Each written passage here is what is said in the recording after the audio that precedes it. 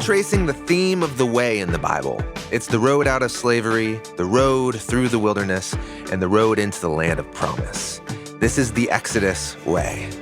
Now, this was the road that ancient Israel took when they were rescued out of slavery in Egypt.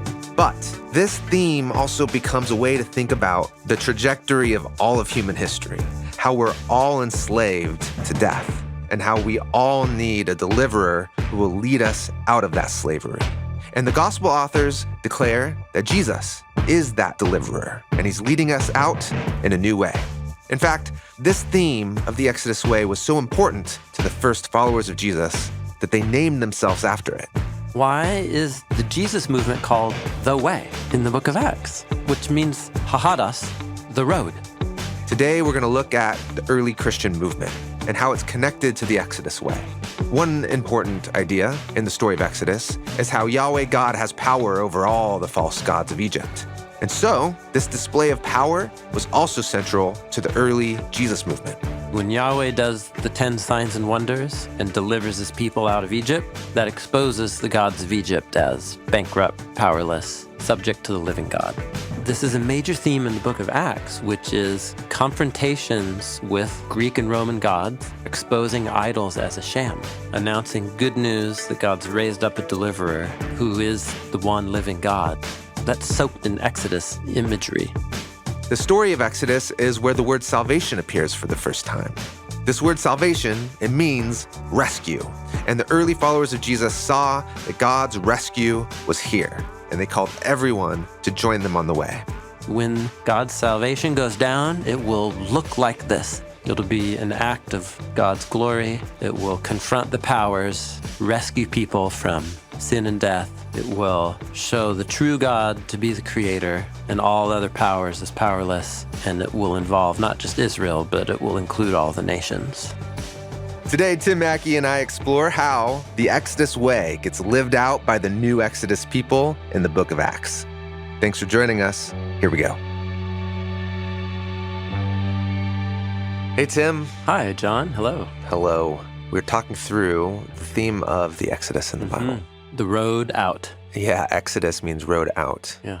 And it also is referring to a really long story of Israel being led out of slavery through the wilderness and then into the promised land. Yeah, which we've come to refer to as the road out, the road in between, and then the road in. And this was such a central story to what it means to be Israel. They were rescued by the creator God of the universe out of slavery from Egypt, where they were oppressed, and then given provision through the wilderness, being given a covenant with God in the wilderness at Mount Sinai to be his covenant people, to then also be given this tabernacle to have God's presence with them as they continue to travel through the wilderness. But ultimately then to be brought into a land where they can prosper and be abundant. And this whole set of ideas then became not just their origin story, but then a way for them to continue to think about, where's this all heading? What's happening now? In particular, with the Israelites who were being oppressed by new bad guys. Yeah. Like Assyria and Babylon. Yeah. Or their own kings. Or first even their own kings. Yeah.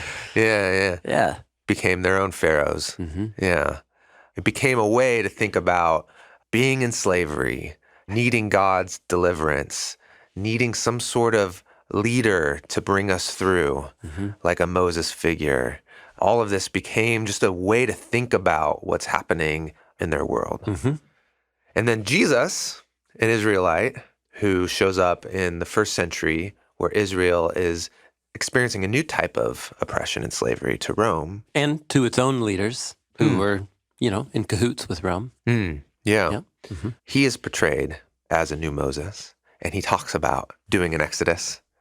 And he thinks of his whole life and then his death and his resurrection as an exodus. And we talked through that in the last couple episodes. Yeah, that's right. Also, one whole conversation we had was how the Exodus shaped a way of thinking about the new Exodus especially in the book of Isaiah. And the book of Isaiah was really influential on later Israelite and Jewish thought, including the New Testament. Because when Isaiah framed how the old Exodus anticipated a new Exodus, key images, especially the latter chapters of Isaiah, came in when Israel was enslaved and exiled in Babylon. And he spoke of a time of rescue that was coming. He used the word salvation to describe it. He also used the word comfort. These are the opening words of Isaiah 40. Comfort, comfort my people. He talked about the way of the Lord, the highway, which is, the word exodos, the road out or the way. The road, the way. Yeah. But the way from slavery into the promised land is described in Isaiah. It'll be for the people, but he also describes it as a way of Yahweh's glory will travel on that way to lead the people like it did in the wilderness. And when God does that, again, this is pulling from Isaiah 40, Isaiah trusts that all the nations will see Yahweh's glory when he leads his people out of slavery into the promised land. And that's actually pulling on a big idea from the Exodus story, that God did the 10 signs and wonders so that Israel and Egypt will know that I am Yahweh. In Isaiah, the new Exodus is called by a Hebrew verb baser, which means an announcement of good news. It was translated into Greek as euangelion, which is where we get the word gospel. So the new Exodus event was the good news. Was good news. And it will involve people coming out of slavery into the promised land with Yahweh guiding them on the way. And that is good news. Like that's the packet. And you just get that from Isaiah chapter 40. Yeah. And then it gets unpacked as you follow. So that depiction of the new Exodus was so influential on Jesus and his earliest followers that as they began to describe what was happening among them after resurrection morning, when Jesus appeared to them and commissioned them, that what you could say is that the earliest Jesus movement saw themselves as the new Exodus people. So there was a significant work done by a New Testament scholar, David Powell, called Acts and the Isaianic New Exodus. I think it was his dissertation. Okay. But in New Testament scholarship, it was pretty influential. So how does Isaiah's view of the Exodus work in the account of Acts? The account of Acts. In other words, how does the author of Acts, who's the same author as the author of the Gospel of Luke, depict the story of Jesus and then the spread of his followers into the Roman world? How does he pull on Isaiah's pulling on the Exodus story? Okay. And what you see, and this was so cool because a lot of these stories in Acts, they're familiar. But then all of a sudden, certain little vocabulary choices, you're kind of like, oh, why'd you say it that way? Why is the Jesus movement called the way in the book of Acts? Interesting. Which means hahadas, the road. Yeah. What does that mean? To call a group of people and their way of life the road. Isn't that interesting? Yeah. Why did they use this phrase, good news, euangelion, to describe their message? Why did they think that it had to start in Jerusalem, but then would go out to all the nations? Okay. And David Powell's thesis is that Isaiah's depiction of the new Exodus is kind of the foundation framework. So what I'd like to do is share things that I learned from David Powell's work and then pull on different threads in the book of Acts that seem to be built on the Isaianic New Exodus. Okay.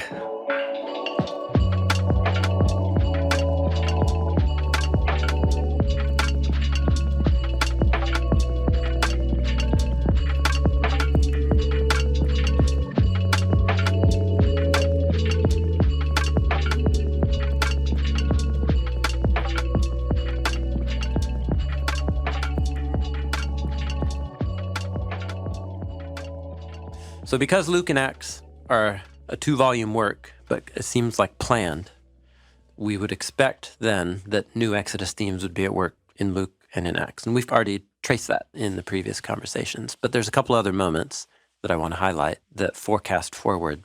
Okay. So in the birth narratives in the Gospel of Luke, so now we're going to the early chapters of Luke, there's this rad story where Jesus as a baby is brought to the temple. This is one of my favorite stories in the New Testament. It's just so rad. And Luke 2:25, we're told that there was a guy there in Jerusalem named Simeon, righteous, devout. He was looking for the comfort of Israel. That's an Isaiah phrase. It's right from Isaiah 40. Namely, the restoration of Israel from oppression and slavery. The new Exodus. It's like a signal word. And the Holy Spirit was on him. And the Holy Spirit actually revealed to him that he wouldn't die before he saw the Messiah. So he came in the Spirit into the temple. So he's already in an elevated state of consciousness. He's in the zone. And he's had a great morning in prayer. And he comes into the temple, and wouldn't you know, it just happens to be the day when Jesus' parents bring him in to carry out the custom of the law, which would be for circumcision and Mary to offer purification offerings. This is the temple in Jerusalem, and you bring your baby there? Yeah, because remember, he's born in Bethlehem, which is just about 5 miles This is south. normal. Every new family pilgrimage to Jerusalem. If they lived nearby. If they lived close enough? Yeah. Diaspora communities would have to figure out other ways to honor these traditions. Okay. But, All right. Yeah. So when Simeon sees the kid and the Holy Spirit's like, that's the one, he blessed God and said, "Now, Lord, you can release your servant to depart in peace according to your word. For my eyes have seen your Yeshua," which is both the child's name and the Hebrew word for rescue, salvation. "So my eyes are looking at your salvation, which you have prepared in the eyes of all of the nations. And it's a light of revelation to the nations, and it's for the honor of your people Israel." He just uttered a little Hebrew Bible-style poem. I've seen your salvation. You've prepared it in the presence of all the peoples, and you actually just translated on the fly, nations. In the presence of all the peoples. All the peoples. All the different people groups all over the world. Yep. And so everyone's going to experience this? Yeah, this is copy and paste from Isaiah chapter 42 and 49. He's blending together here. So when Yahweh says, "You will with your own eyes see my salvation that I will reveal in the presence of all the peoples," that's the promise of the new Exodus in the book of Isaiah, chapter 42 and 49. And now Simeon's applying that language to describe this baby that he sees. That goes all the way back to in Exodus 15, right? Where when they sing the song of salvation, of rescue, they're like, all the nations are going to know now who you are. That's right. And then God's name being great amongst the nations, and this new Exodus, this new rescue, then doing that in Isaiah. So what God does for one people group will be a display of who God is to all of the surrounding peoples. That was a key part of the Exodus storyline. So Isaiah says God's going to do a new Exodus, and that deliverance will also be on display for all of the nations to look on. And it will be a light, like the light of day one, shining in the darkness. And it will be for the honor of your people Israel, because they're the people group out of which this Yeshua salvation comes. In other words, Simeon just described everything that's going to happen with this kid will be a playing out of the Isaiah's New Exodus program. So this is a very important passage in Luke, but also to prepare you that Isaiah's depiction of the New Exodus is going to be an important resource for understanding the story as it unfolds. You're also told of a matching female figure, a prophetess named Anna from the tribe of Asher, who was a widow. She was one of those rad widows at your neighborhood community church who's just, maybe she can't move very well, so she just is praying all the time for people in the church. And she has like somehow like the direct line to God. This is that. This is Anna. And she saw the child and began giving thanks to God. And ever since that day, she just kept talking about that baby, Yeshua, to everybody in Jerusalem. who, Luke says, were looking for the redemption of Jerusalem. And that phrase, redemption, was introduced to us in the Exodus story proper. So that is also like, what does it mean for Jerusalem to be redeemed? Because it's a technical term to purchase someone from slavery. Yeah, someone is enslaved, under oppression, and there needs to be some kind of ransom or price paid to buy their freedom. Buy their freedom. Yep. Jerusalem's freedom needs to be bought. So yeah, Jerusalem has still the central city Yeah. for the people of Israel. Yeah. So Jesus is associated here with salvation and redemption, Yeah. which were introduced in the Exodus story. And then Isaiah picks up both of those words, and then Luke highlights both of them here too. Okay, so we just looked at the first chapters of the Gospel of Luke. Let's real quick go to the last ones. At the ending of Luke, Jesus gives the program for what's going to happen. And he says, listen, this is what the Hebrew Bible was about. Luke 24:46, that the Messiah would suffer and rise from the dead on the third day. And there's something after. Yeah. That repentance for the forgiveness of sins would be announced in his name to all the nations, starting here at Jerusalem. And that little hinge at the end of Luke 24 gets picked up in the opening conversation that Jesus has with his followers in the opening paragraph of the book of Acts. And in Acts chapter 1, the disciples say, hey, are you restoring the kingdom to Israel right now? And he says, listen, the timing, it's not your responsibility. It's not for you to know the times that the Father has set. Here's your job. You will receive power when the Holy Spirit comes upon you. You will be my witnesses in Jerusalem, then Judea and Samaria, and then out to the ends of the earth.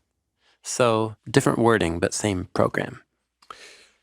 How's this connected to the Exodus? I mean, this feels like So Jesus goes to Jerusalem to accomplish the act of rescue and redemption on behalf of Israel. And then the twist was you find out that he thinks Jerusalem itself is enslaved to the powers. Like Simeon says, there needs to be redemption for Jerusalem. Yeah, that's right.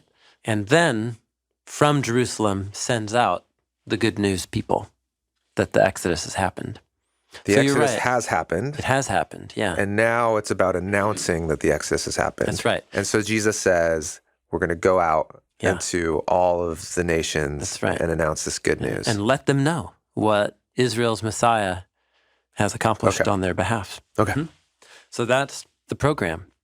So isn't it interesting that as the apostles go out from Jerusalem announcing the good news that the Exodus has happened, that the movement of people calls themselves the road, or in more contemporary English, the way. Yeah.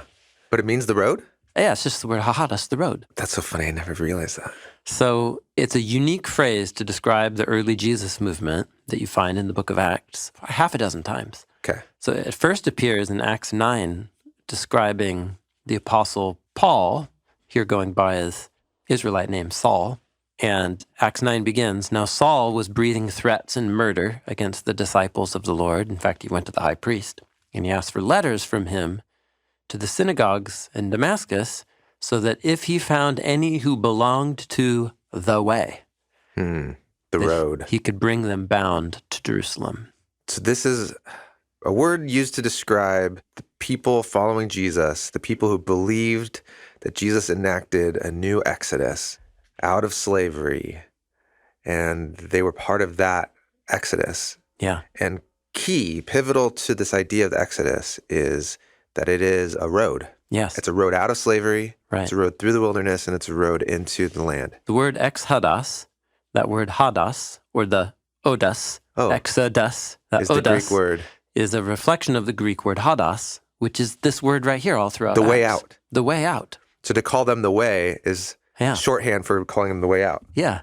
They're part of the way out. But also the way of the Lord. Remember in Isaiah, it's the way of the Lord that he trailblazes, leading because it's the also people. the way through and the way through the wilderness and the way into the land. It's the way of the Lord. In Acts 18, you find a variation of this when Luke introduces a character named Apollos. who's a Jewish man, but he's from Alexandria, Egypt. He's an Egyptian. Very eloquent. He was trained in rhetoric. He came to Ephesus, and he knew the scriptures like the back of his hand.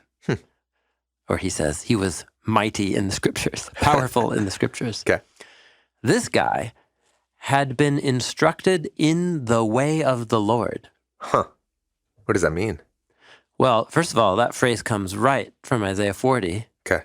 A voice crying out in the wilderness, prepare the way of the Lord, for the glory of the Lord. But he only knew about the baptism of John, and in that frame knew about Jesus. Okay, so wait. By being instructed in the way of the Lord, that's referring to the Christian movement? He had been instructed in the way of the Lord. Well, I'll just finish it. Being fervent in spirit, he was speaking and teaching accurately about Jesus. Okay, yeah. But he was only acquainted with the baptism of John. Huh. So this is a big rabbit hole. Sure.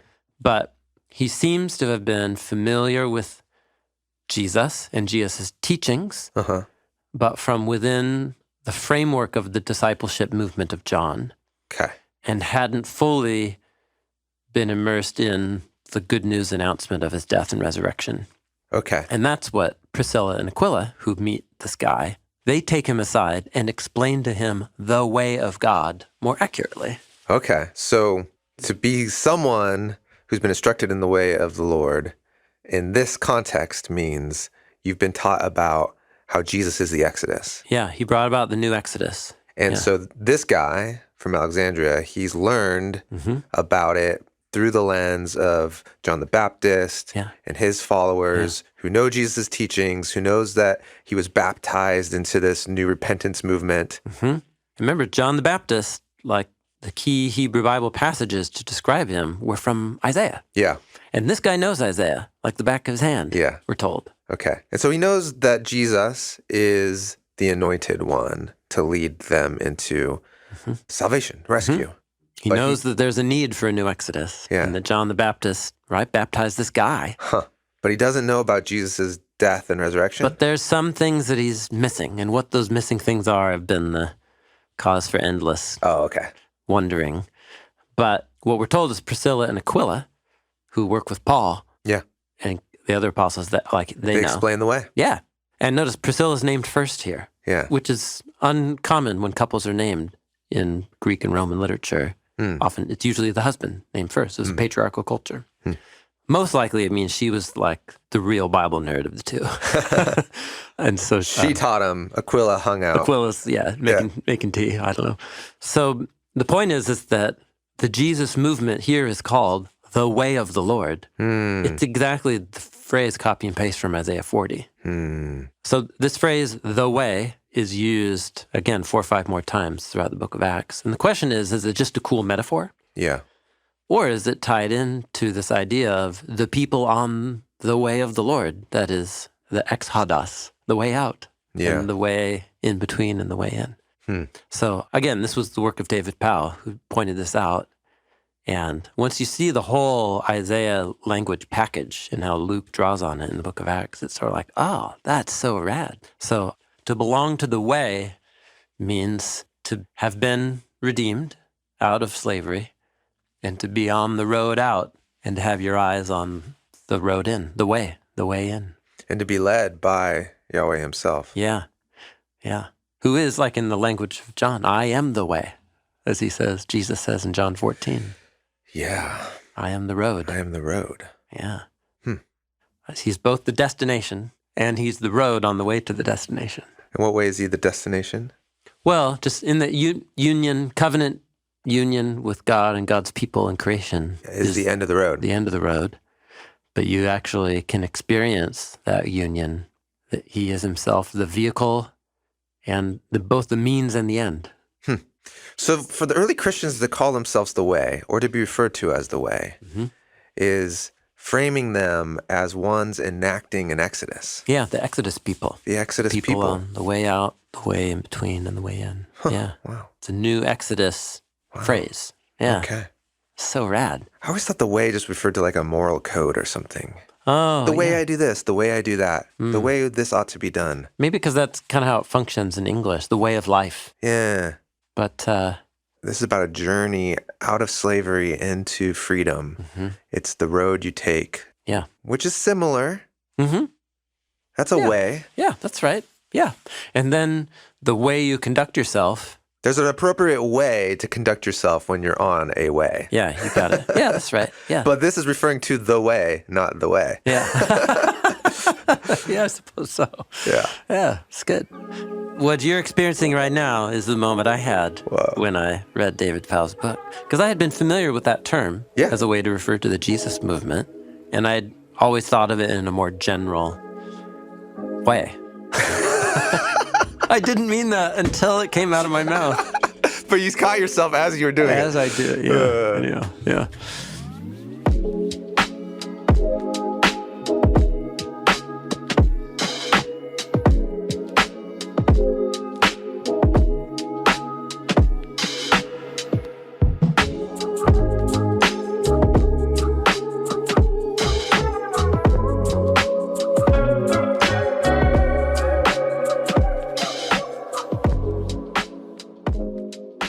Another key theme of Isaiah's new Exodus, it's a big theme in Isaiah chapter 40 through 48 especially, and it was implicit in the Exodus story itself, is that when Yahweh does the signs and wonders, the 10 signs and wonders, the frogs and the hail and the darkness, it's said 7 times in the Exodus narrative that I'm doing this so that Egypt and Israel will know that I am Yahweh. And if Yahweh is one true creator and Lord of all, what that means is that the gods of Egypt are second tier, powerless, or shams. So a big theme in Isaiah is about how when Yahweh reveals his glory, all the gods of the nations will be shown to be less powerful. Think in terms of ancient patriarchal or national deities. If you have 2 nations who have a national deity, and one nation conquers and destroys the other. Usually, that's kind of a recipe for propaganda, like our God's more powerful than your God, kind of thing. Right. So this was a real crisis that the Israelites went through when Babylon... Oh, is our God actually powerful? Yeah. If another nation could come and take us out. That's right, yep. And so Isaiah is going to come and say, actually, Babylon was doing my orders. And that was for the centuries of covenant sin and injustice and the innocent blood spilled in Israel. That's why God brought Babylon. And God will orchestrate a new exodus out of Babylon. And so in a passage like Isaiah 42:8, after God says, I'm going to bring my people out, God says, I am Yahweh, that is my name. I won't give my glory. Remember, Isaiah 40, my glory will be revealed to the nations. I will not give my glory to another, that is another God, nor my praise to graven images, to idols. Isaiah 44:6. This is what Yahweh, the King of Israel, says. His Redeemer, the Lord of hosts, I am the first, I am the last, there is no God besides me. In other words, a major theme in the Exodus and Isaiah is when Yahweh rescues his people and demonstrates his power as creator, all other gods seem less significant than they did before. And help me square this with what we talked about in the last episode, which is Jesus saw himself in confrontation with spiritual powers. Oh, right. That's right. So there are spiritual powers, and we can become in league with them. Personally, a whole group of people, a nation could be. And so to some degree, to then start worshiping an idol god, giving it a name, it's not real, but then in some sense it could actually have spiritual power. Yeah, but when God comes in the person of Jesus to confront them and to show that death has no real power over the anointed one, then that is God, as Paul will say, humiliating the principalities and powers, exposing them as powerless over the one true God. Yeah. There's no real true power that can rival God. Yeah. So announcing that the gods of the nations, the idols, other spiritual powers, that they really have no power, certainly no power over the risen Jesus as Lord of heaven and earth. The nations will know that I'm Yahweh when I redeem my people and rescue them. This is a major theme in the book of Acts, which is confrontations with Greek and Roman gods or exposing idols as a sham. It's like a major theme in Acts. Yeah. And again, I had never thought about it in this frame. Like, why does Luke continue to highlight that at every new city they go to, there's some local deity or there's some little story about they meet people who, are worshiping another god? And then there'll be moments like this, like in Acts chapter 13. Paul and Barnabas go to Lystra and God heals this guy through Paul. And then the people start bowing down and they want to worship Paul and Barnabas and offer sacrifices to them. And so Paul has to give this long speech to persuade them not to. And he says, "Men, why are you doing these things? We are humans of the same nature as you. We are announcing the good news." So there's that phrase from Isaiah. So we're announcing in New Exodus that you should turn from these vain things to the living God who made the skies and the land and all the sea and all that is in them. And then they go on to talk about God has raised up a deliverer by raising him from the dead, and we give our allegiance now to him. So again, this just sounds like New Testament spreading the gospel. Right. But the point is that confronting people's conceptions of their local deities, announcing good news that God's raised up a deliverer who is the one living God, that's soaked in Exodus imagery. Because a theme in Exodus is when Yahweh does the 10 signs and wonders and delivers his people out of Egypt, that exposes the gods of Egypt as bankrupt, powerless, subject to the living God. Okay. So when God raises up his servant Jesus from the powers of death, and then leads a people on the way, that is good news that shows that the other gods are subordinate or subject to the living God. The point is that Exodus-style rhetoric. Yeah. When Paul goes to Athens, Greece, and he goes up to the famous Areopagus, and he gets in a debate, right, with the philosophers there. What he brings up is, listen, you are worshiping so many gods that you even have an idol dedicated to an anonymous god, just in case you missed one. And then he goes on to give this long speech that's awesome. But he says, we shouldn't think the divine nature is like silver or gold or stone, an image formed by humans. God has overlooked these times of ignorance, which is fascinating. God's just being patient. Yeah, he's been totally patient with humans for a long time. But now he's declaring that everybody should turn around because he's fixed a day where he's going to bring justice to the world in righteousness through a human that he's appointed by raising him from the dead. So, again, this fits into the rhetoric of when the ultimate Exodus goes down, it shows that there's only one true creator God. And turning to him fits into the Exodus motif storyline. In the Exodus motif storyline, Pharaoh, they have lots of gods, right? Yeah, lots of deities. Lots of deities. Religion. Yeah, like we're subordinate to them, to those deities. Okay. They run our lives. We serve them, and then they protect us and help us win our battles. Yeah. So we're not far from the theme of idolatry here. Right. Yes. Exposing idols and other gods as powerless and subordinate. We might think of it as just a general idea in the biblical story. Yeah. But it actually plays a role in the Exodus storyline. Yeah. By seeing the power of the one true creator God, who's unrivaled, it exposes the nature of all these other so-called gods and spiritual forces and puts them in their place. Yeah. And that is a general idea we could just talk about in terms of just the nature of God versus idols. But contextually in the Exodus narrative, it has a very specific meaning and frame. Yep. Okay. Yeah. And so does this next part.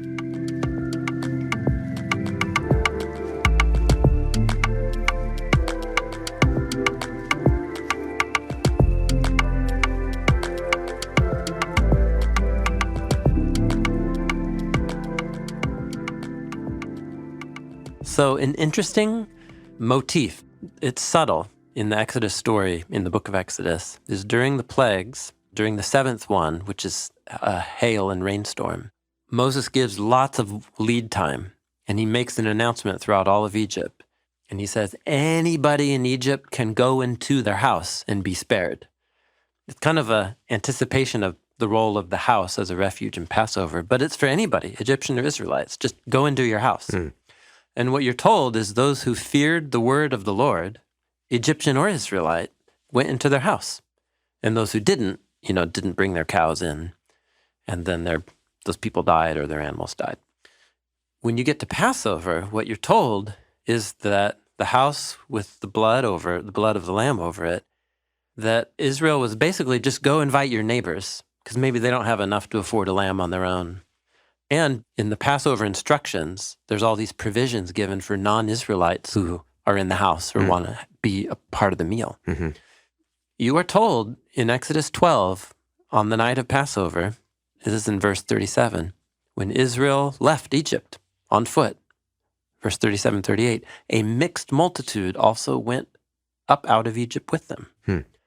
So lots of Egyptians went through the Exodus. And Isaiah picks that up. And when he develops this in the new Exodus imagery, the idea of the nations seeing the Exodus and themselves benefiting and participating in it is a really big theme. So for example, in Isaiah 40, it's all flesh is going to see the glory of Yahweh revealed when he does this new Exodus thing. In Isaiah 49, an important passage about the servant, the suffering servant, Yahweh says this about the servant.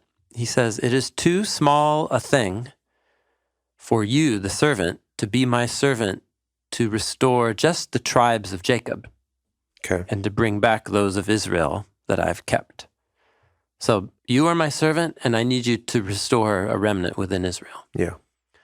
But that's not a big enough job for you. Yeah. That would be just a small portion of the human family.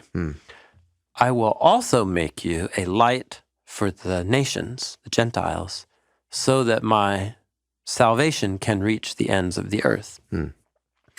Those are exactly the words that Simeon quoted when he saw Jesus. Yeah. So when God saves Israel, he is also making a display of his salvation that will reach the nations as well. This is a key theme in Isaiah. So much so that as you get into Isaiah 55 and then on through the end of the book, you have all these depictions about the nations coming to the new restored Jerusalem and joining it. Yeah. In the last chapter, 66, the non-Israelites are said to become priests in the new Jerusalem, serving in the liturgy. That's really remarkable. So just like in the Exodus, where the mixed multitude went into the house for Passover and then went out with them to join the covenant people, so also Isaiah depicted that the new Exodus would result in all the nations being gathered in to experience the way. And so this is arguably the main theme of the book of Acts. Sure, right. And again, you could just say, well, it's about the Jesus movement spreading to the nations. But David Powell is saying, no, that's in Isaiah's new Exodus theme. It's sort of like the Exodus and the new Exodus in Isaiah gave a script, like an anticipated script. Yeah. When God's salvation goes down, it will look like this. And there'll be twists, and there'll be unexpected things. But it'll have this shape. It'll be an act of God's glory. It will confront the powers, rescue people from sin and death, slavery. It will show the true God to be the creator and all other powers as powerless. And it will involve not just Israel, but it will include all the nations. Like that's the script. Yeah. And that script began even with Abraham, where God told Abraham, I'm going to make you a great house, great name, great family. Does he say great name? I don't remember what it says. Yeah, that's right. Yeah. Yeah. And all the nations will be blessed through you. Yeah, that's right. And again, what we're trying to do is just look at the book of Acts and then notice how the language about the spread of the Jesus movement pulls particularly on the language of Isaiah And then when you look at those hyperlinks in Isaiah, he's particularly pulling on the way those ideas were expressed in the Exodus story. And then when you do that, you're also realizing you're just participating in the story of the Bible. The whole story of the Bible. Yeah. So what's the significance of tracing it all the way through that way then, in terms of what's happening in Acts? So when I think of Jesus saying, go to all the nations, proclaim the good news, I think of just very literally people all over the world need to know the story of Jesus' life, death, and resurrection so that they have an opportunity to say, I want to be in on that. Yep. But what the Exodus and what Isaiah's new Exodus does is it places those ideas within a narrative storyline. Yeah. So it first says, well, if there's good news about a deliverance, what am I saved from? A kind of slavery. And that's a way to imagine then my life and my patterns of life as a kind of slavery. To whom? To powers that actually control my imagination. They control my life, my habits, my thought patterns, my desires. And I'm being freed into a new way of life and a new set of habits and thought patterns, then a new community. And who's the agent of that deliverance and that transition? It's the living God who became human to be the kind of human I know is good, but that I consistently fail to be. And he's giving me his life as a gift. And with that act of dying on my behalf and raising, confronted the powers, it places it within a story, I guess. It takes ideas and puts them in the narrative plot line. Yeah. Why is Luke framing the origin of the Jesus movement in this particular way? Why consistently is the resurrection described as a salvation event, which is Exodus language? And why is that the reason that shows that the gods of the nations are powerless? There's some mindset underneath that logic. What's that logic? And that's the Exodus logic. That is Exodus logic. Yeah. So Paul, cruising around, did he present his message with Exodus language? Did Paul draw on the Exodus story in the letters that he wrote? And turns out that he did, big time. So we're going to especially look at his language in Romans and the letter to the Galatian churches and see that they've been soaked in the story of the Exodus.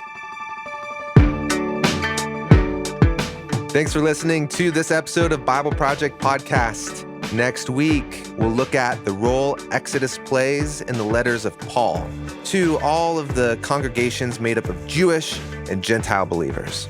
Paul thought of the death and resurrection of Jesus in Exodus terms. He thought of the journey of the life of a Christian as a perpetual enactment, recycling of the Exodus story, and he sees all of creation as an Exodus story. It's cosmic Exodus. Bible Project is a crowdfunded nonprofit, and we exist to experience the Bible as a unified story that leads to Jesus. Everything that we make is free because of the generous support of thousands of people just like you. Thank you so much for being a part of this with us. Hi, this is Mackenzie from Portland, Oregon. Hi, this is Jared, and I'm from Richmond, Virginia. First heard about the Bible Project when my wife showed them to me when I was struggling with my faith, and it saved me from walking away from my faith altogether. I use the Bible Project just for my own personal study, as well as tools and guides for my women's Bible study at my church. We believe the Bible is a unified story that leads to Jesus. We are a crowd-funded project by people like me. Find free videos, study notes, podcasts, and more at BibleProject.com. Hi, everyone. I'm Donald, and I am a project manager in our localization department. One of the great things about what I get to do every day is to talk to teams around the world, not just about the work that they're doing with Bible Project, but how their lives are going. And probably the coolest thing I get to do is to share pictures of all the babies that all the teams that work on Bible Project around the world keep having. There's a whole team of people that bring the podcast to life every week. For a full list of everyone who's involved, check out the show credits in the episode description wherever you stream the podcast and on our website.